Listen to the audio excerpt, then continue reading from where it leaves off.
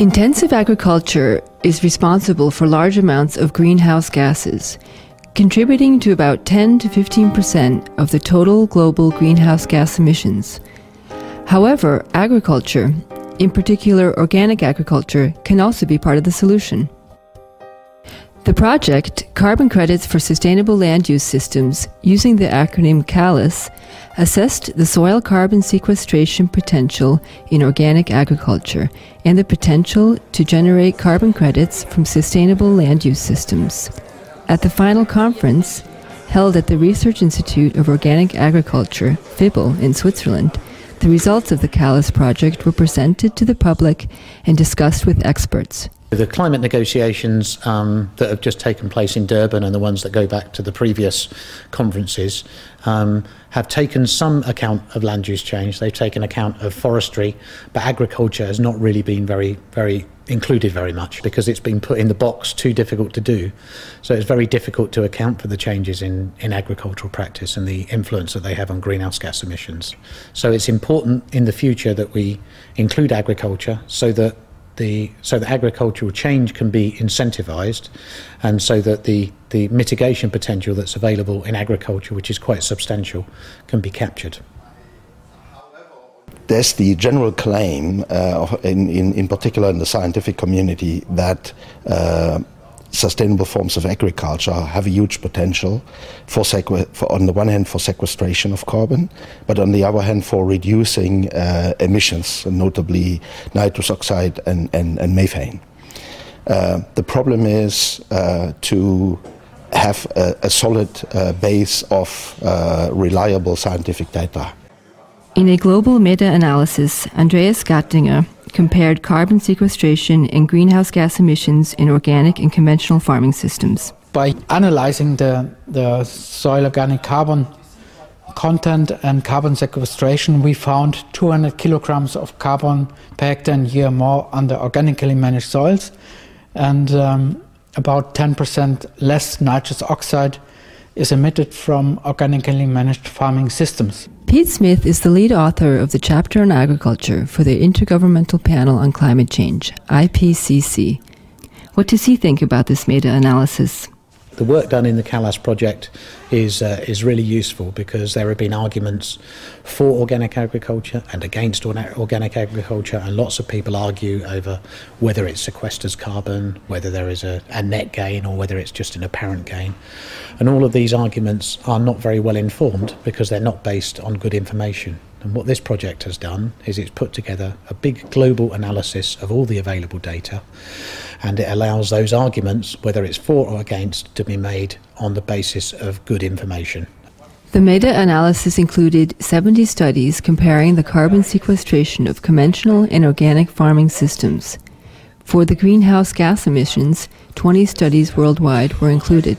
We have a lot of data now, and it's really good managed data. I think they consider a lot of aspects also about productivity. The CALIS project has been financially supported by the Mercator Foundation Switzerland.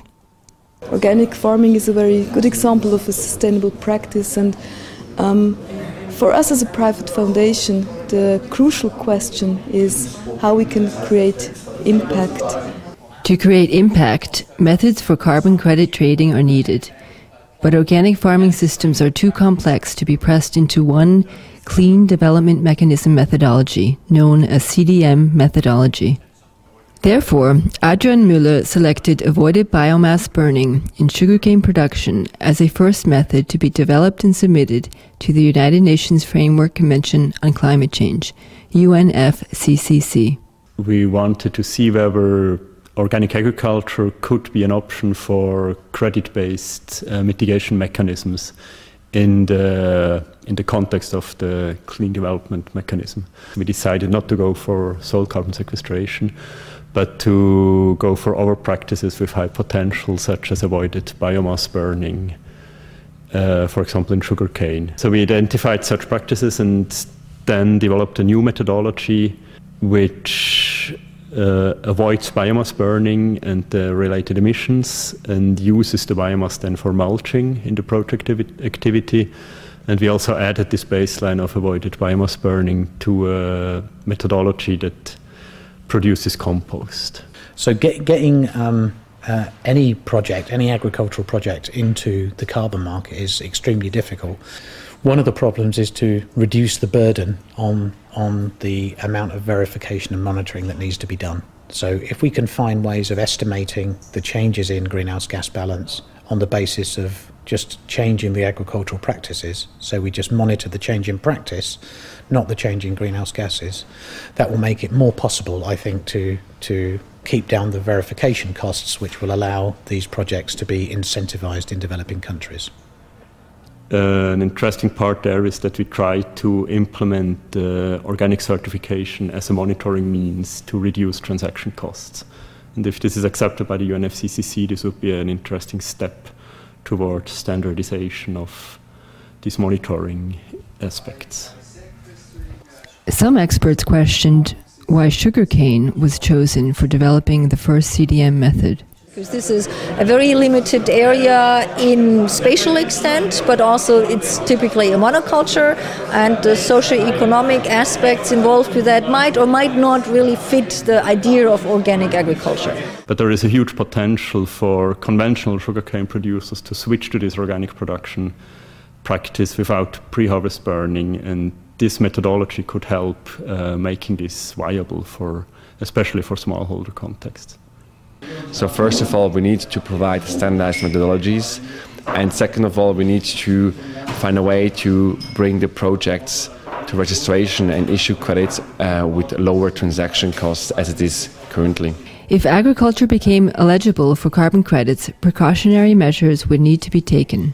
My fear is that the conventional agricultural community is sort of not resisting the temptation to sell, I would say, cosmetic measures as sort of new technological panaceas for reducing emissions. So I think there is an opportunity for sustainable projects in the carbon market, but at the same time one has to be really attentive to only support sustainable projects. So it would be better to implement only gold standard projects or such things than just to abandon the carbon market totally or leave it to the industrialized players that will anyway develop it further.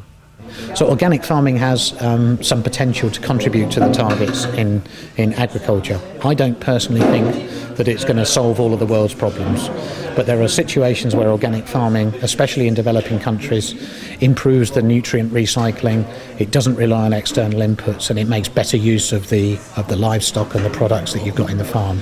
So in those situations, organic farming can make a really significant contribution, and I think it's identifying where those opportunities exist. And I think that will be the big challenge for organic agriculture over the next 2 or 3 years.